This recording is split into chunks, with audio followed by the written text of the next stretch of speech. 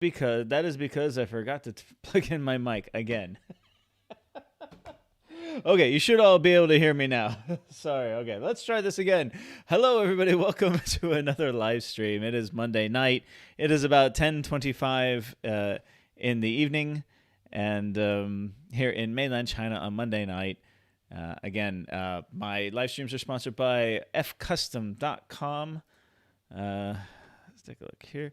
You can go to fcustom.com and get customized jerseys, sports, basketball, football. They sent me this one, Walkabout Rojo, in my LA Dodgers uniform. Hit the link below. Enter the coupon code Walkabout Rojo to receive an additional 10% off. They make great gifts, and I'm very happy with mine. I was talking to a friend of mine recently because we were talking about the Dodgers, and if I ever do get to go back to America, and if I'm there during the summertime, I will go to a Dodger game, and I will proudly wear this jersey at the Dodger game. And you can see at the back, yeah, they actually customized the back for me as well.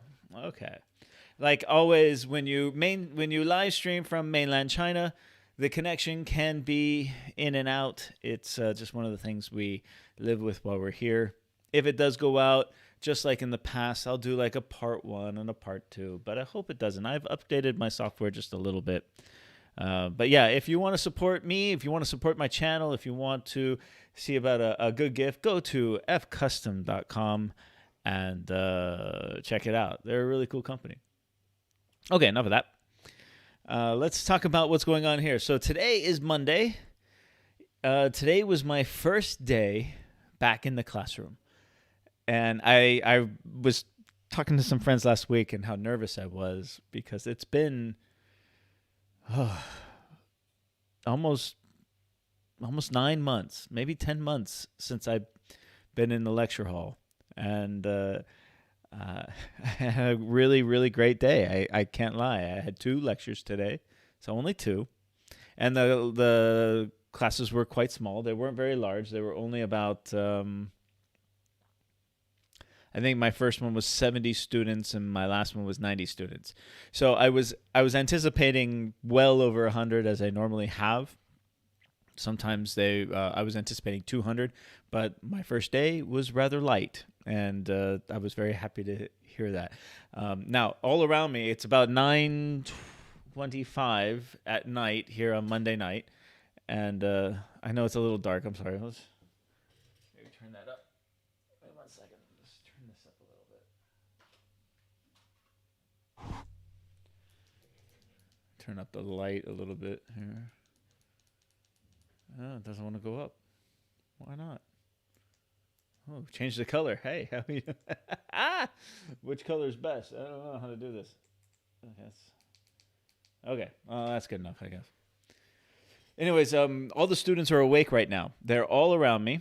And again, I live in faculty housing, which is one of the oldest buildings on the campus here.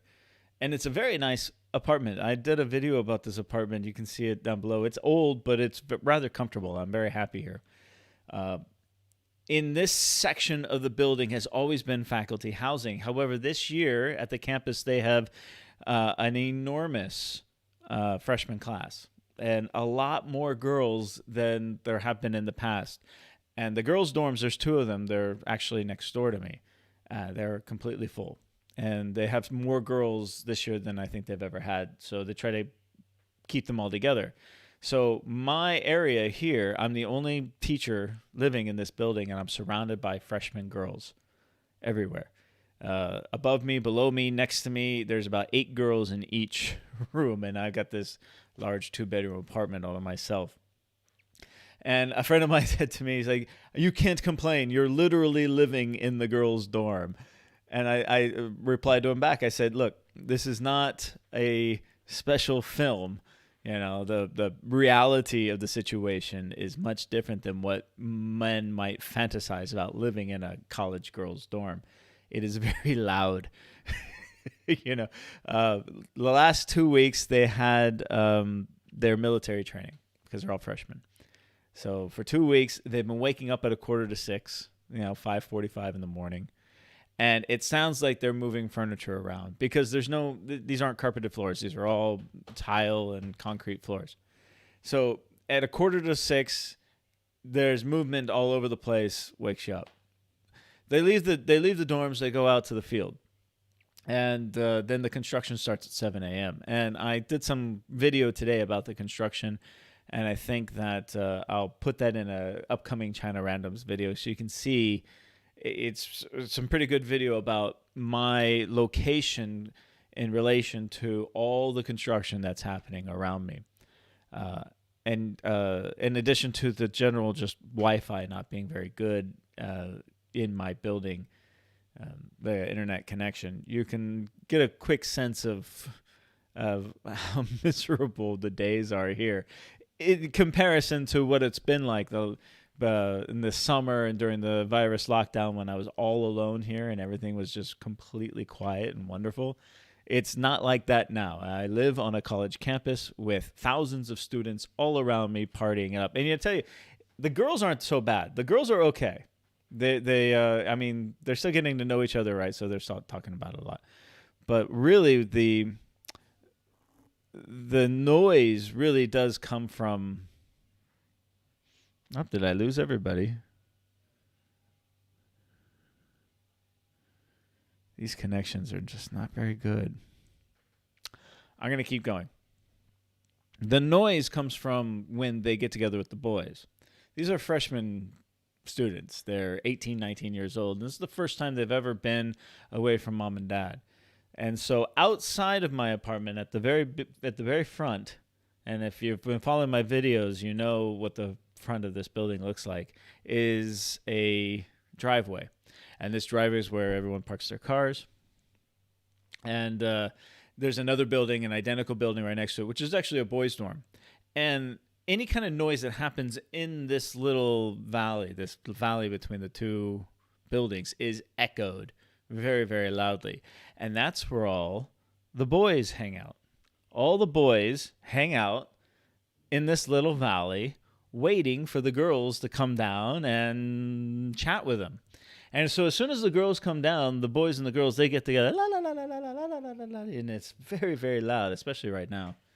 And, they do their flirtations and everything. And this is a common thing. This happens every year. The girls get together with the boys. And, you start to see, little relationships start forming. People are holding hands. And, there's been a little make-out nook down over here where it's dark. I've talked about that. That's actually part of the construction zone now, so they can't get in there. But in a couple of weeks, there will be some hearts broken, and you're going to start to see some people just bawling their eyes out because, puppy love and, it's their first girlfriend. And so the guys are going to be, crying. The girls are going to be crying. It happens every year. But right now, everyone's lovey-dovey and everyone's having a good time. 2 days ago, I drove back onto the campus. It was late at night. It was like 10 o'clock at night. I'm driving up the driveway, and sure enough, there was a dude on the curb just bawling his eyes out, crying. Some girl had broke his heart. And all his buddies are around him, patting him on the back, offering him a cigarette and everything, trying to console him as good friends would do. So it's a common thing, I guess. But this year, I'm closer to it simply because I'm surrounded by the girls' dorms.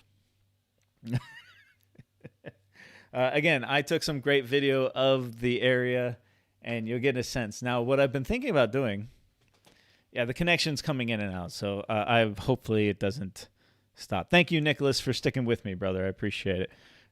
Looks like I lost everyone again. I come in and out, man.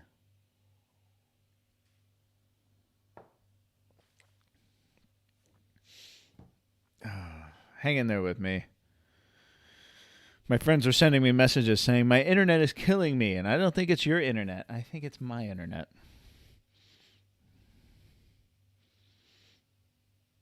So what I've been thinking about, I'll give you a couple other things, okay?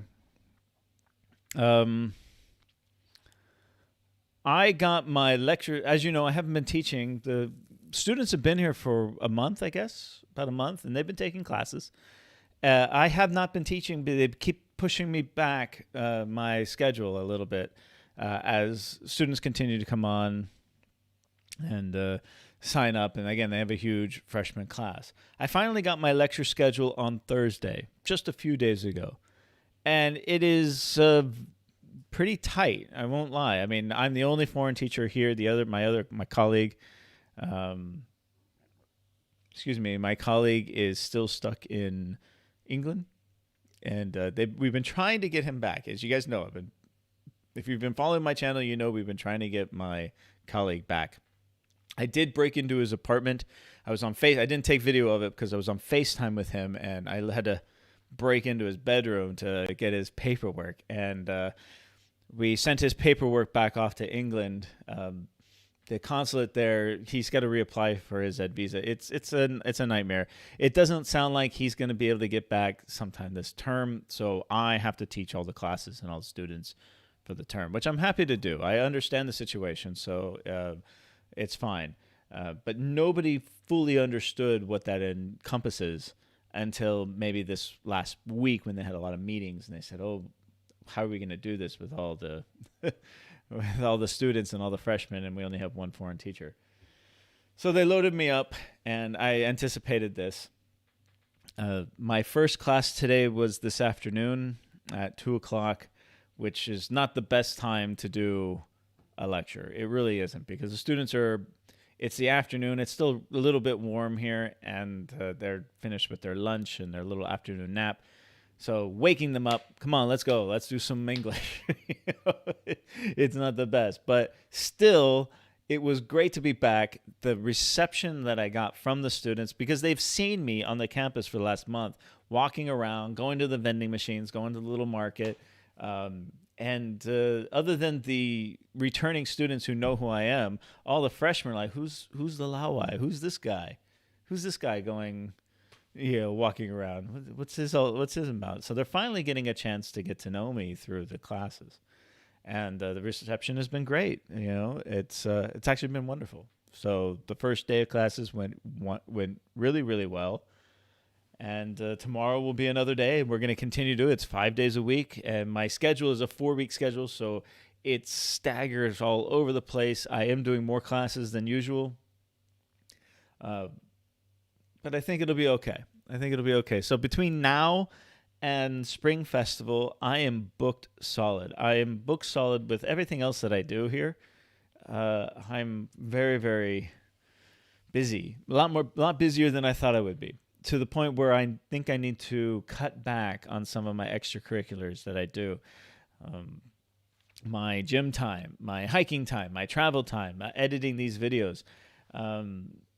It's a lot of work. It really is. I was looking at my schedule and sharing it with a friend, and I'm a little nervous. Won't lie, a little nervous about it. So we'll see how this week's goes. And then maybe next week I can start to fine-tune the schedule and work out my life a little bit so that I can live. It also goes back to the fact that there's very little peace and quiet here now. And I'm a man who enjoys his peace and quiet. So over the weekend, while I was tweaking my lecture plan, my lesson plans, and getting ready for the week, I just checked into a hotel downtown, quiet, not expensive hotel called Lavande. It's a brand new hotel at Liha Plaza. God, you guys come in and out. Now it says I have 0 viewers. If you're there, say hello. Maybe YouTube is messing with me. It says I still have a good connection, so who knows?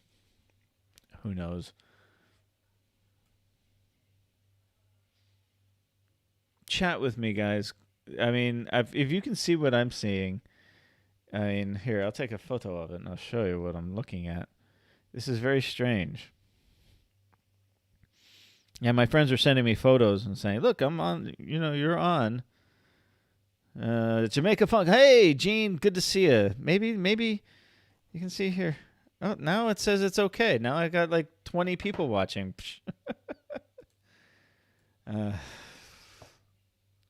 Who knows? It says 8 watching for me. Okay, I'm going to ignore what YouTube tells me because it says that there's no people watching me, but I am getting your comments. All right, enough of that. I'm sorry, guys. Let's see. We have Jonathan from Malaysia. Hello, Jonathan. What city in Malaysia are you from? Again, I love YouTube because I get to talk to people from all around the world.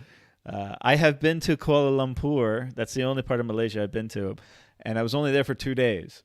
But I got to tell you, man, it blew me away. And I'm not just talking like the food, the people. I was so impressed with how friendly the people were there. I stayed right downtown at the Hotel Maya, right next to the Petronas Towers, and everywhere I went, people were warm and generous, and the Malay people just are incredible. So I would love to go back. There's so many places to in Malaysia, and it's very affordable. It's an affordable vacation. I I didn't get to travel very much this year, so you can tell I'm chomping at the bit to get out of China and explore the world a little bit more. But in the meantime, I've been exploring China. Johar Bahru, okay. All is good, Paul says Nicholas. Thank you, Nicholas. Gene, I hope you're doing well, man. I hope to do another live stream with you soon, dude. I hope. I did comment on your hotel video. You got upgraded. I want to know how much you paid for that hotel in Shanghai, because when I went to Shanghai, the hotels were outrageously expensive, and I didn't want to pay the money. All right, let's see. What do I got tonight? It is it is Monday night, and I'm not going to be too late tonight because I do have to get up early and continue to work. But I got this. Can you see that? That's Gent Guy whiskey. It says premium whiskey bottled in Qingdao, Xiaofei Bao wine. It's a Chinese whiskey, and never tried it before, but it was recommended to me. It's not expensive. This is like a $10 bottle of whiskey, uh, and it's okay. It's not bad. I'm enjoying it tonight. I did stock up on my wine selection for the term this year too. All right. What else can I share for you? Oh, okay. So let's talk about Dodgers. For those of you who are not baseball fans, bear with me for a second because it is the height of the World Series right now. It has been a great series full of drama. Game 4, we just finished Game 5. The Dodgers are up 3-2, and tomorrow is for me, tomorrow morning is the Game 6. And if we win, the Dodgers win the World Series, and I've been looking forward to this since 1988. Yes, and I do remember 1988. I was 9 years old, and I remember Oral Hershiser, Mike Marshall, Kirk Gibson, Steve Sachs. I remember Shelby. I remember all these guys. And I remember the response because I was 9 years old and I loved baseball when I was 9, but I think I was still a little too young to understand what the World Series was.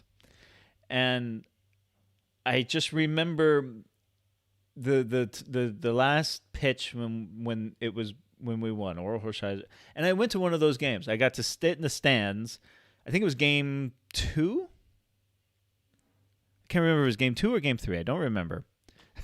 But I remember being in the pavilion because my parents were entertaining some friends of theirs in our season ticket seats, which are field level amazing. Right? So my brother and I were in the pavilion, and I was so young, my brother took care of me in the pavilion. And I just remember it being rowdy and just crazy. That was a great game. But I remember I was at home watching the game with my family, and we went crazy when the Dodgers won.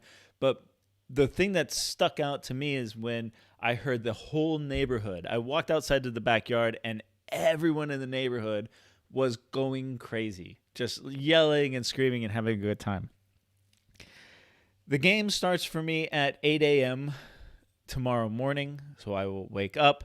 Unfortunately, I do have class when the game starts. These World Series games, playoff games, tend to go more than 3 hours. They're usually 4, sometimes even longer. So I hope to catch the final half of the game after my class. I do have some time between then and lunchtime to watch the game. Now, if the Dodgers win tomorrow, I'm going to go freaking crazy. I'm going to go nuts. And I don't care where I am or who sees me or what. I'm going to go crazy. Because I have been waiting for 30 years, over 30 years for this. And every year the Dodgers get to the playoffs. Every year for the past decade, it seems the Dodgers have been getting to the playoffs and we just shit the bed before we actually get there. And now we're 1 win away. So forgive me for fanboying out a little bit. Tomorrow is going to be, hopefully, if it doesn't work out tomorrow, they're throwing Goslin, then maybe Buehler in Game 7. That's my prediction. I could be wrong. If that happens, oh my God, I'm gonna go crazy here in China, and I know that nobody else cares about baseball in China, but I do. So I'm very, very excited. I don't know if I can sleep tonight. That's how excited I am. I remember I was watching the game on my phone, Game 4, and I'm in the supermarket, BLT at Liho Plaza, and I was just shopping for lunch. I was looking for lunch. I was looking for like a salad or something. And I'm got the game on, and people are looking at me because I didn't have my earphones in, and then in the 9th inning it looked like we were gonna win, and then we had like 2 errors, and the Rays who pulled it out, and I dropped my phone and I went, oh my God, and everyone stared at me like, what's wrong with him? And I went. And that was my reaction in the middle of the supermarket with everyone looking at me and nobody understanding what was happening because nobody follows baseball here. And that I must have looked like a damn fool because I was totally shocked when the Rays pulled out that win. An incredibly dramatic game. It was the whole game was back and forth, back and forth. I was hooked on it. And it looked like we were going to pull it out. And at the end we lost.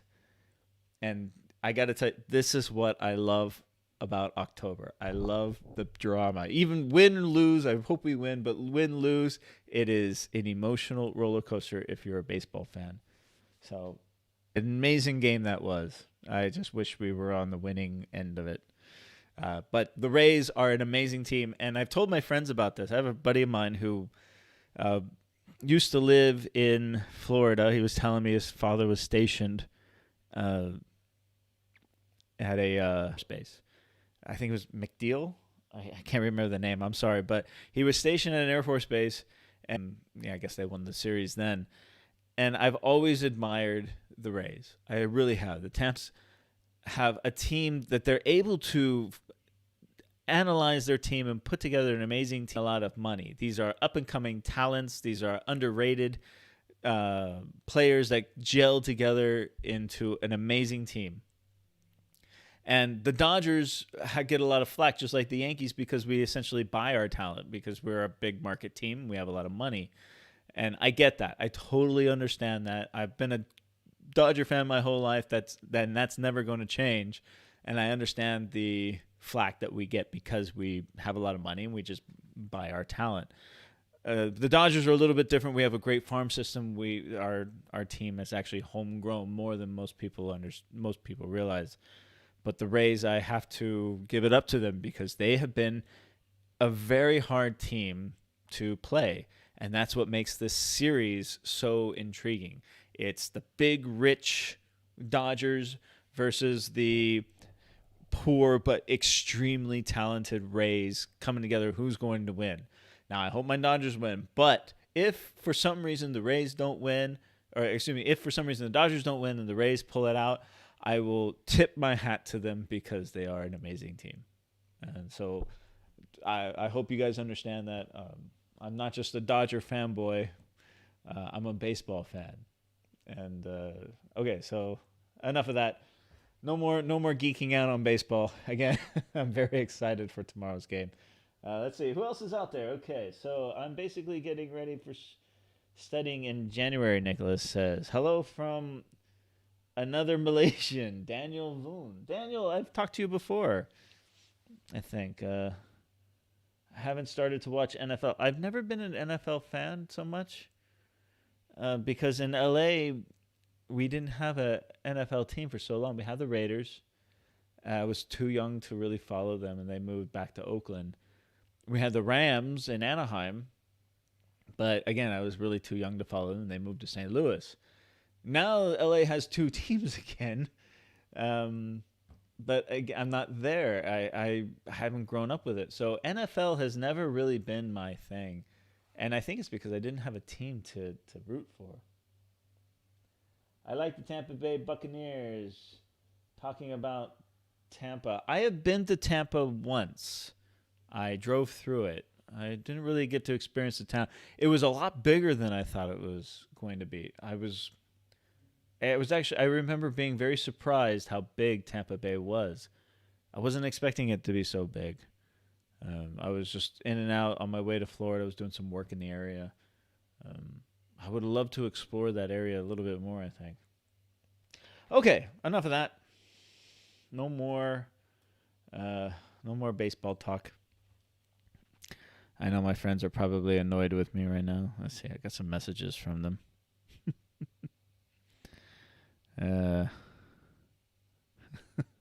The election. Everyone's talking about I just spent tonight. I'm sitting here. I'm doing my lesson plan work, and on my TV, I was watching Borat 2. If you haven't seen it, you can stream it. Borat 2.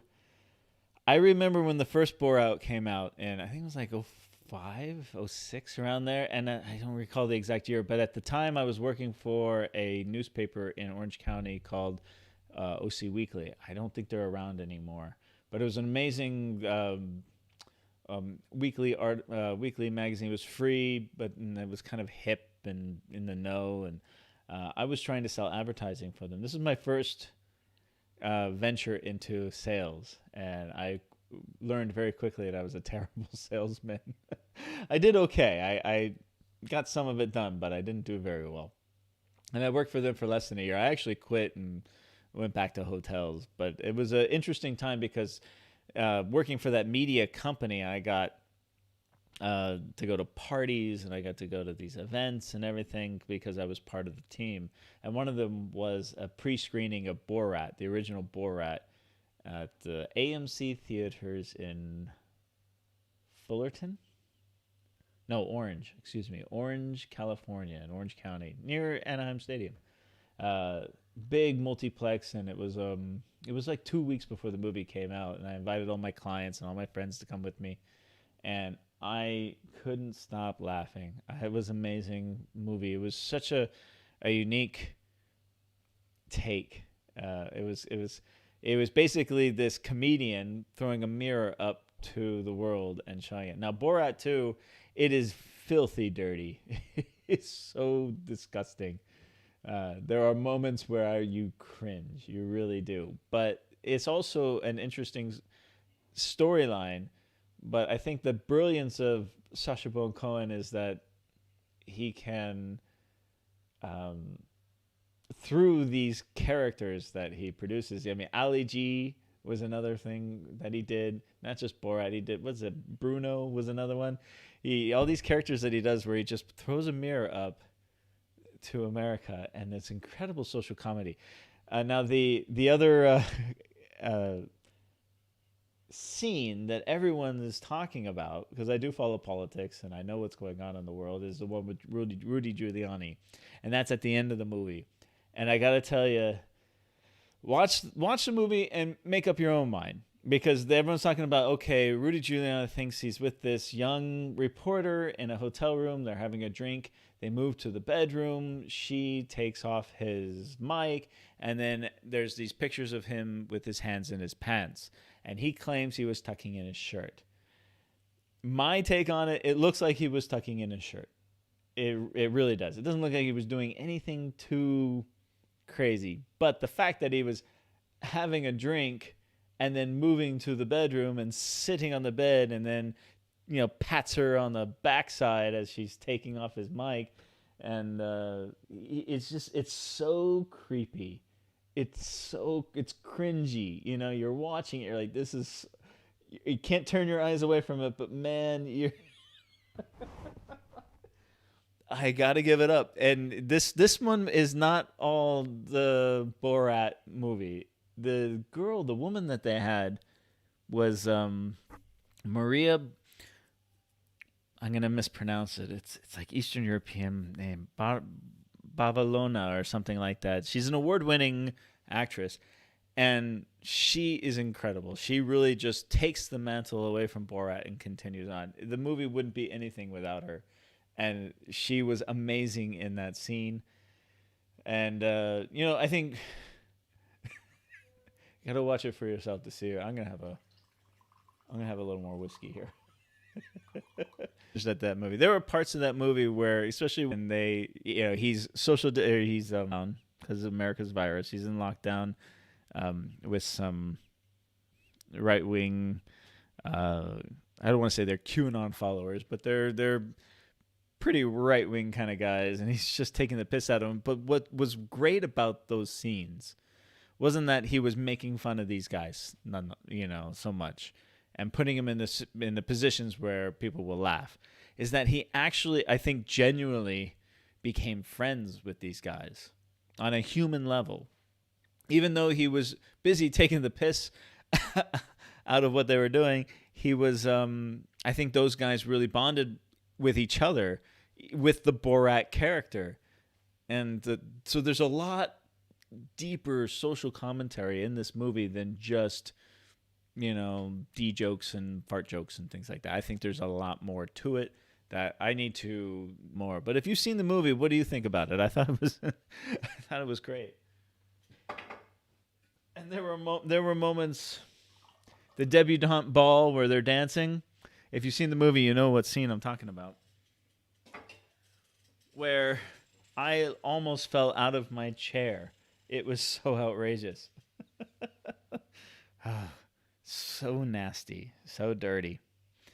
But that's the shock value, and that's the brilliance of him. The Borat character is so stupid and so crazy, but when you watch other interviews that Sacha Baron Cohen has done, or he's given some speeches, you realize the brilliance of this man. He's a very brilliant guy, and I've noticed that the funny people.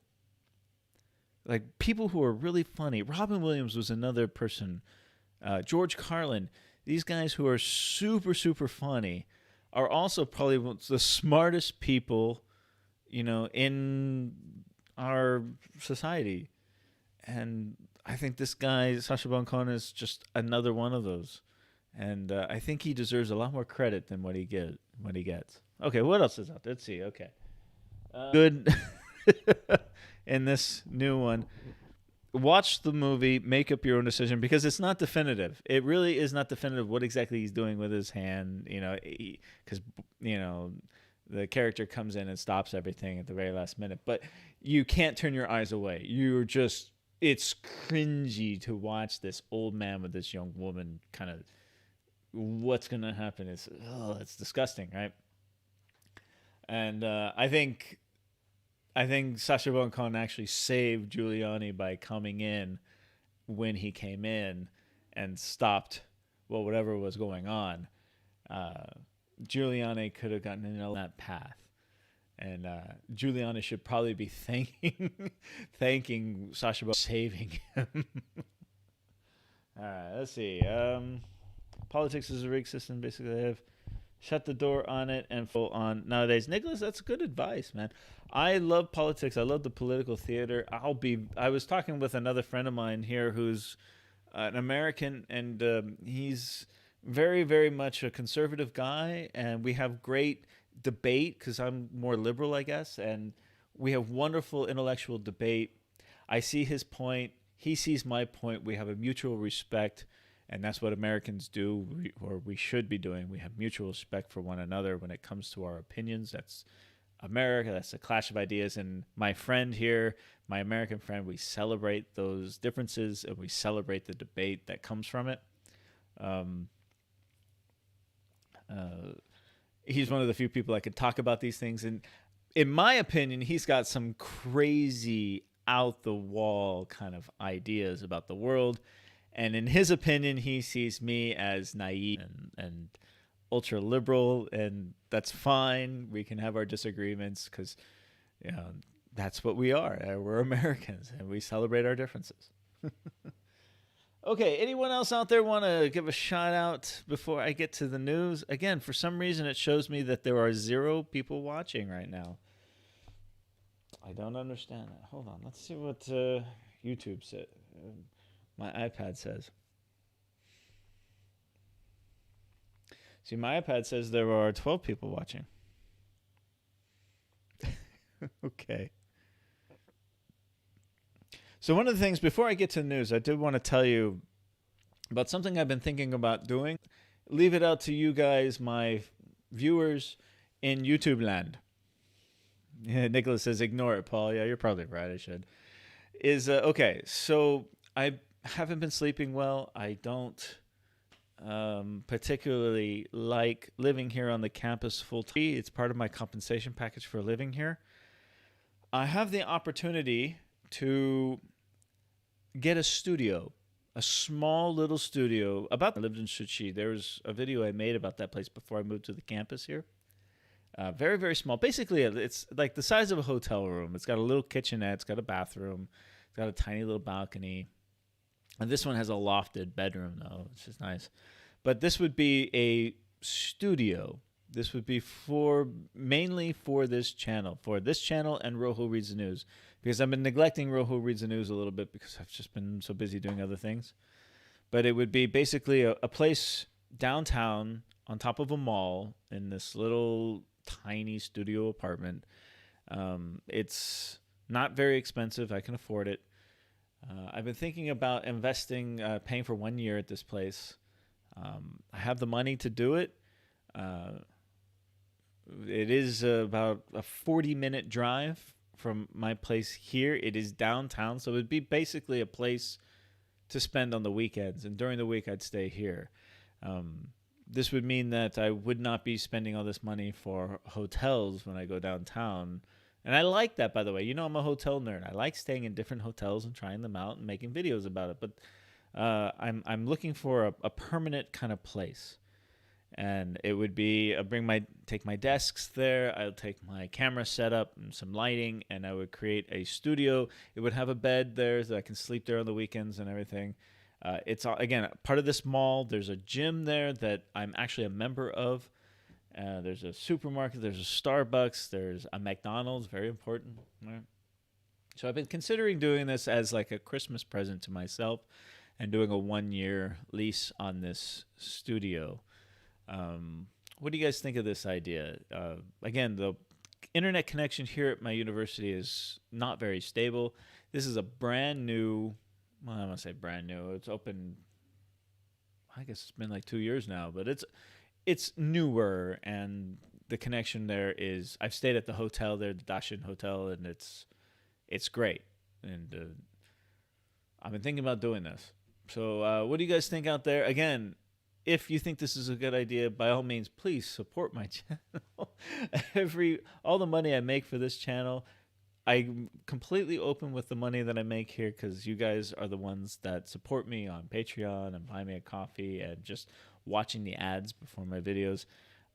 This is not a for-profit endeavor. This is a hobby, plain and simple. This is my connection with the outside world. This is my connection with my family in America. And so any donations, any money you do make goes straight back into this channel, and then some. So anyways, what do you guys think of this idea? Think it'd be a good idea? Okay. Nicholas says, go for it, Paul. Move out. I would. I don't want to move out. This is still going to be my home. This is I've made this apartment my home, and I'm, for the most part, very happy here. I just need something separate, you know, a place that I can work. I like going to my coffee shop and working out of my coffee shop. And those who know me know which coffee shop it was and why I go there. But I spend hours and hours there working. And I don't know. I feel like I need my own space. Not to mention, here at the university, it's far from the main part of town. I'm half-hour, 40-minute drive from downtown, where all my friends are and where I hang out and where I go. So it's very inconvenient. So during the work week, while I'm working and teaching, I'll be here. But on the weekends, maybe have a place downtown. Again, I'm so busy between now and Spring Festival over the next 3 months. I don't think I'm gonna get very much. I had this hiking trip with a friend that I really, really want to do, and I promised her I would do it with her, and I don't think I'm gonna be able to do it. At least when the weather is still good. We'll see. I get a lot of time off at Spring Festival. Maybe we'll do it then, and it'll be just really cold. But I'm just that busy. I don't think I can get away. Uh, anyways, but wait for the person to come back to school. My colleague, we don't know. He's still trying to get back. Working term, but you never know. I mean, what's going on outside of China is much different than what's going in inside of China. And I think that's very evident. Okay, let's move on. How long have we been on now? Oh wow, 40 minutes. Okay. Well, if you have any comments out there, please say hello. If not, I'm gonna go to the news. But first, remember, my live streams are sponsored by fcustom.com. Remember, you can get this shirt done up any way you want. Hit the link below and enter the coupon code WalkaboutRojo for an additional 10% off.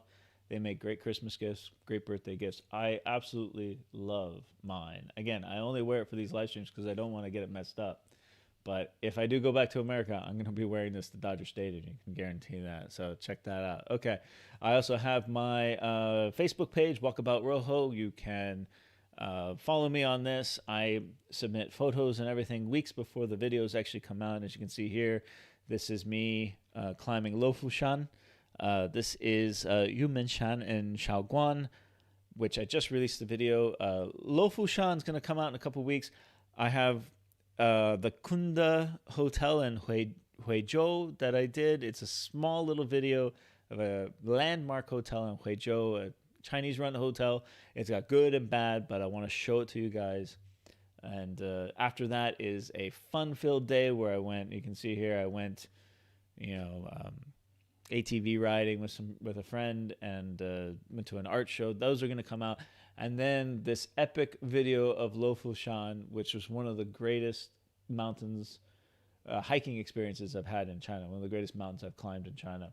And I hope when you film these and you get all the raw footage, you really have no idea what the video is going to turn out like until you get into the editing process and start putting it together and editing it, which is hours and hours and hours.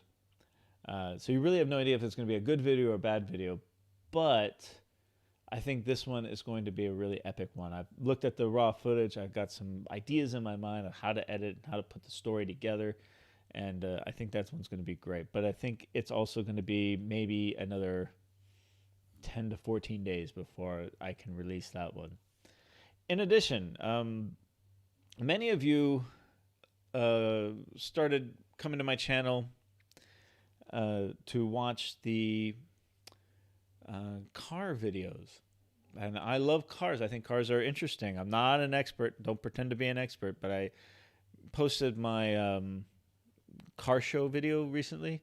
And I've noticed that they get considerably more traction, a lot more views, and a lot more revenue, to be honest, than my vlog channel. So another thing I'm thinking of is doing more car videos.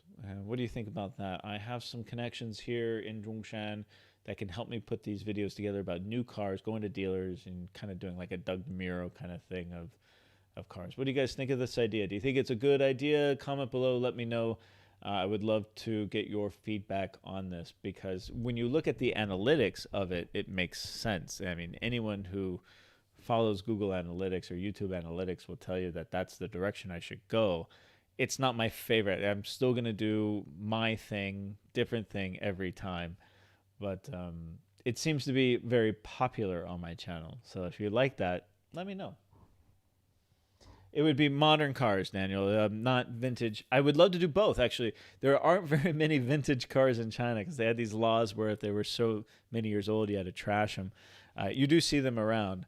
And I would love to do like a history of Chinese cars. So not just like new cars going to a dealership and saying this is the new car coming out from Geely or GAC or Venusia or whatever, but also looking at cars that they produced 10 years ago. I mean, my car is almost 10 years old, and seeing the progression of the Chinese cars and how they produce them, the history of how they produce them. They've got cars here that they produce. You see a lot of taxi cabs. They're Honda Civics, or they're the old Honda Civics from maybe 10, 15 years ago. I know because my sister had one of these. But what happens is that the Honda maybe partnered or sold the tooling to a Chinese company, and they produced them here as a different brand. I don't know the name of the brand.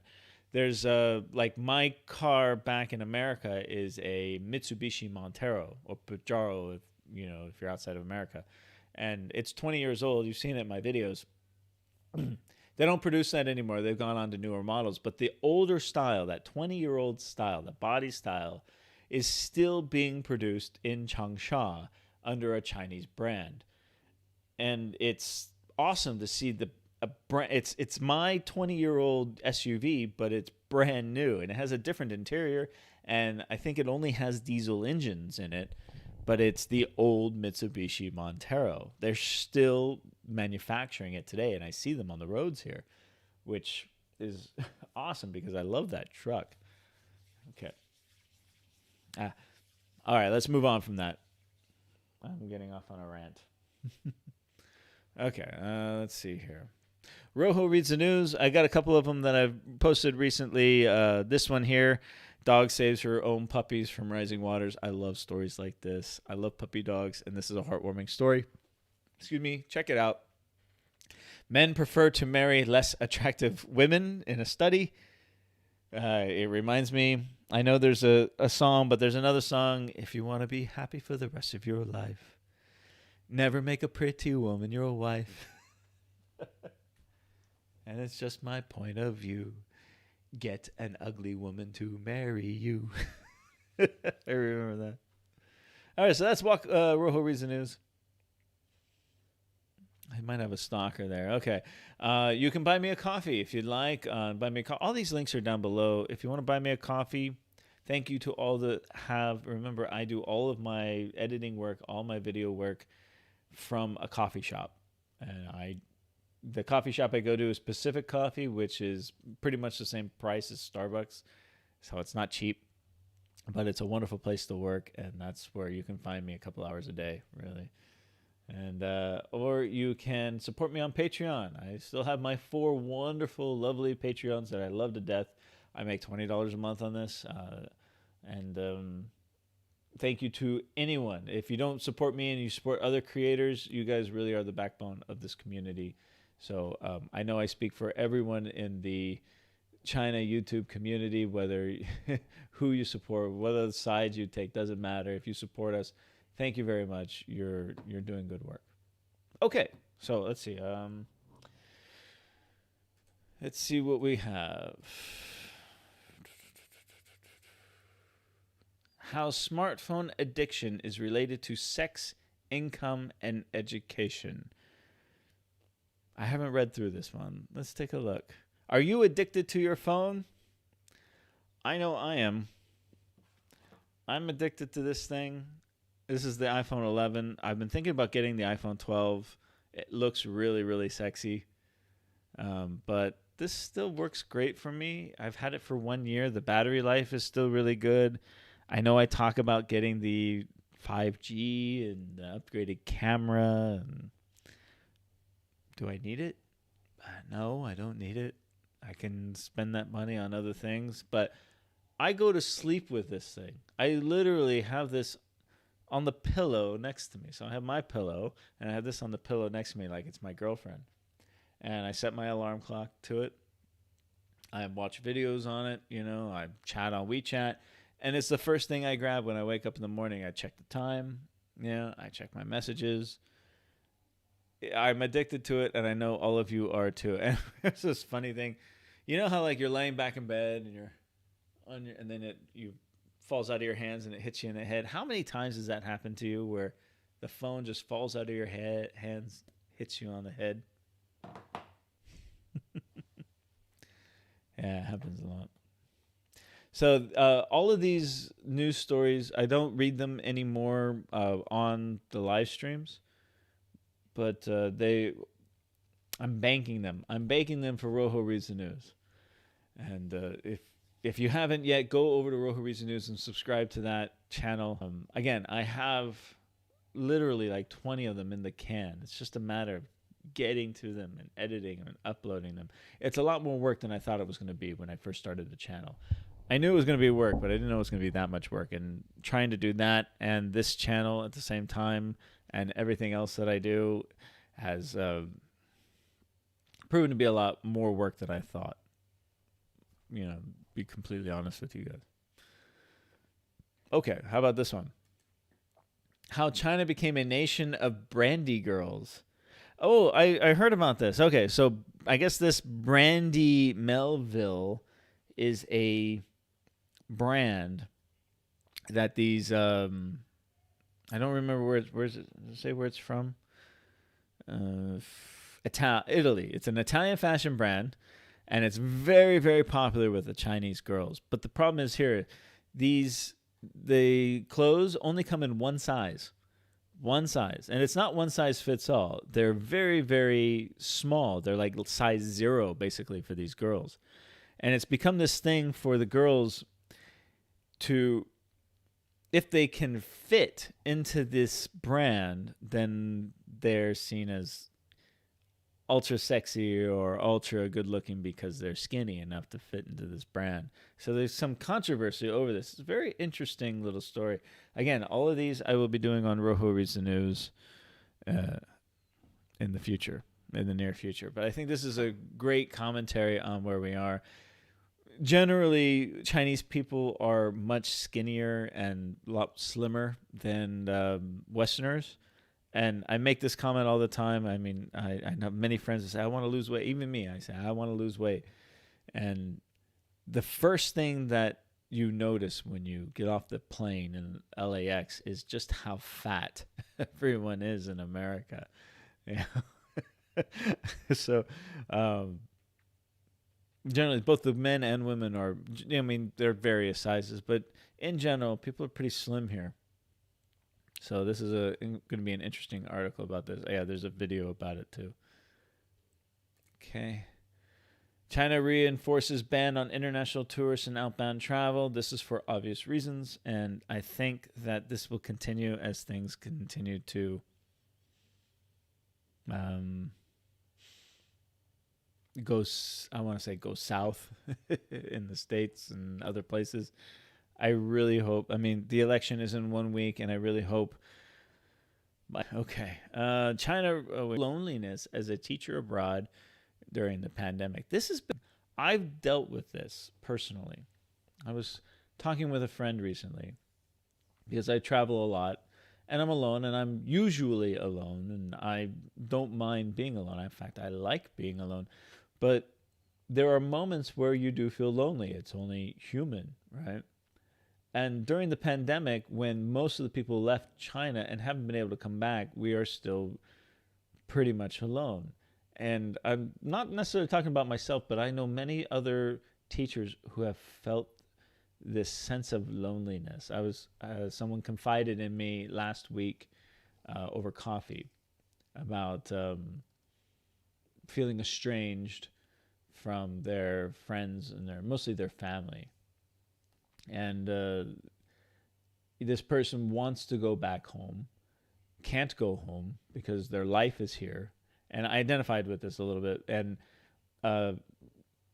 having trouble with this person, this gentleman is having trouble with his spouse, not a Chinese spouse, another English teacher spouse. And they're feeling lonely together because she also can't go back home.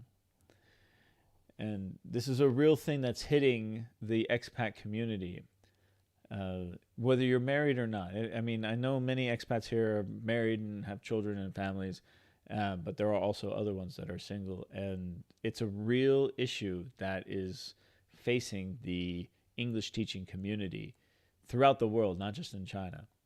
And so if you know English teachers who are, or any kind of expat who are living abroad and not at home, reach out to them because they are fighting loneliness, the likes of which you can't imagine.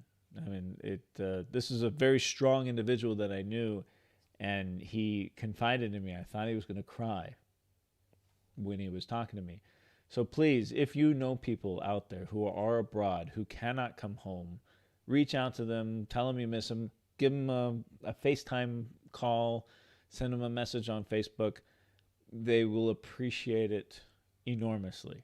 So that is my plea as an expat to the outside community. Please do this for your friends and expats who live abroad because they're all feeling this right now. Just as I'm sure many of you are missing them, they are missing their home and they feel a world away. I'll confide in with you. I talked with my brother. I hadn't talked to him in a while.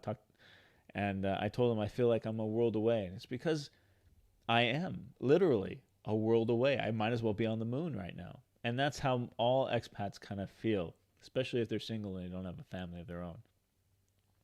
But even if they do have a family of their own, they have connections to their home country and their circle of friends and their circle of family. So please reach out to them. Tell them you miss them. Try to reconnect with them. Be a constant in their lives because they need it. They really do. So that really hit home this week when I was having coffee with his friend. So I'll say that about that. I'll go into that more on Rojo News hopefully soon, guys. This has been change the subject, something a little bit funnier, I guess. This has been an interesting story. Man bails on bill after woman brings 23 friends to a blind date. This is reported by Global Times. The bill was like thousands of RMB, if I recall. Yeah, see here, like 19,800 yuan, or almost 3,000 US dollars for dinner. I don't think this is the picture of the girl, by the way. This is just a man aged 29 from East China's Zhejiang province decided to leave dinner early when the woman he went on a blind date with brought 23 relatives and friends to test her generosity. What happened? I missed it. There it is. To test her generosity. And my friends know that I've had some experiences with ladies this year that are similar to this. So I totally find this very, very interesting. The man, surnamed Liu, went on a blind date arranged by his mother and agreed to treat the woman he had not met. That's normal.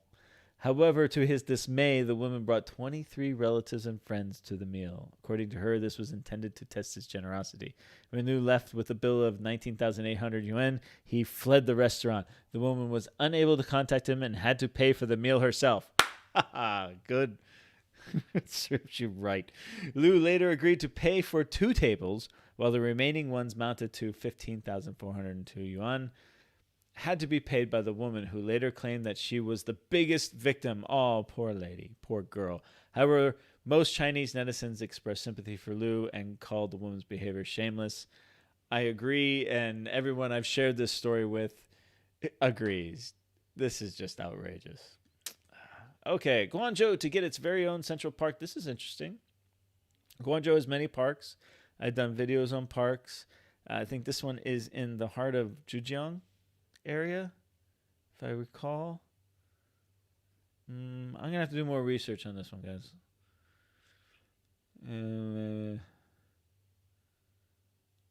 Yeah, it is in the center of Zhejiang New Town, on par with Central Park in New York City and Hyde Park in central London. Yeah, this is Zhejiang New Town. You can tell by this tower here. I think this right here. This is the Ritz-Carlton I stayed at. So, the walls of the park will be demolished, bring serenity and beauty of natural environment to the surrounding areas. You know, this part of Guangzhou could probably use it. You know, I mean, you've got Bayou Mountain, you've got Yueshu Park, you got some nice parks there, but Guangzhou is a sprawling metropolis. It'd be nice to break it up with a couple of greenery. I can appreciate that. Nicholas says 23. That's small. Are you crazy? All right. And China wants a baby boom. Its parents aren't interested. I've been having some talks with my students about this lately. It's been 5 years since China ended the one-child policy, yet many couples still prefer not to have a second baby. Yes, there's a two-child policy now, but that doesn't apply to all Chinese citizens. And many families have, 2, 3 children. That's very, very normal. Um, and I have felt like there's been a baby boom because you go to any mall, there's floors full of baby clothes and secondary education stuff, and it seems like everyone's having babies. That's what it feels like. But I also know that the younger generation doesn't want to have babies. First of all, they're getting married much later, as most developing countries, as the countries developed, and women enter the workforce and become bigger parts of the economy. They marry and have children later in life, if at all. That's very typical for developing economies. You've seen that in Europe, you've seen that in America, everywhere. And China is going through this process now. And I'm not married, I don't have children, so I totally understand what this is all about, and I feel it. But just like Japan's not having babies. China's not having enough babies to support the elderly. It's a little different here because the families here are much closer, I guess. There's a lot more generational support between the elderly and the young. So I don't think it'll be as impactful as it would be in the West. But I have noticed that people have one baby, maybe two babies, and they're encouraged to have more babies, but they don't want to have them. They first of all, it's very expensive to have children in China because of it's so competitive in education, and you have two-income household that has to take care of this, or the family or the grandparents have to take care of the kids. Well, you have two incomes trying to support the entire family. It's costly. So I totally understand this. Again, I hope to do more about this in an upcoming Rojo Riz News. Okay. So, you guys know me. I used to be a sailor. I love sailing. Nice little sloop. Maybe one day, my baby sister is living on a boat and has been for many years now. And she's got a YouTube channel out there, SV Prism. Check it out. It's fascinating. Their vlogs are better than mine. They're really amazing. I think they even have more followers than me. I think they have a lot more followers than me. They're somewhere on the East Coast of America right now, and they've been down the West Coast. They've been through the Panama Canal. They've been through the Caribbean. They're somewhere on the East Coast of the United States. I don't exactly know where. It's hard to keep track of those guys. But they are living my dream of living on a boat and sailing around the world. What I'm doing is a little bit different because when you're on a boat, you're kind of stuck to the coast. I can go inland a little bit more and explore. But this has still always been a dream of mine since I was a little boy. Maybe one day. We'll see.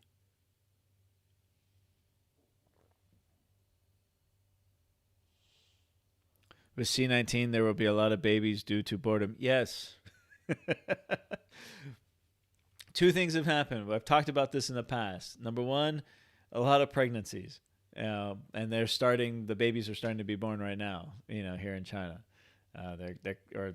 You see a lot of very pregnant women here in China. I'm sure that will happen in the States too. But at the same time, you're also seeing an awful lot of divorce.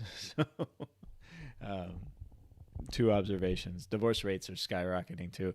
But at the same time, in the last couple of months, they've done reporting on this. Marriages have been skyrocketing too. So because so many people put off weddings and marriages all year because of the virus, that now that things have quieted down quite a bit here in country, people are getting married and moving that direction once again. Things here in China are taking off. The economy seems to be doing much better. There are pockets of it that are still struggling here and there, depending on the industry that you're in. But domestically, things seem to be moving in the right direction. The movie theaters are still struggling. There's a lot of domestic movies that are coming out that are quite popular, but the theaters themselves continue to be rather empty. But the restaurant scene, the nightlife scene, seems to be booming. And when you go places, for example, in my classroom, I don't wear a mask. My students don't wear a mask. I'm an oral English teacher, so it's important for them to see my lips and my mouth move as I teach. Of course, I am socially distanced because I'm up on a stage, but my students don't wear masks. You do see some students walking around with masks, but I'd say 1 in 10, really.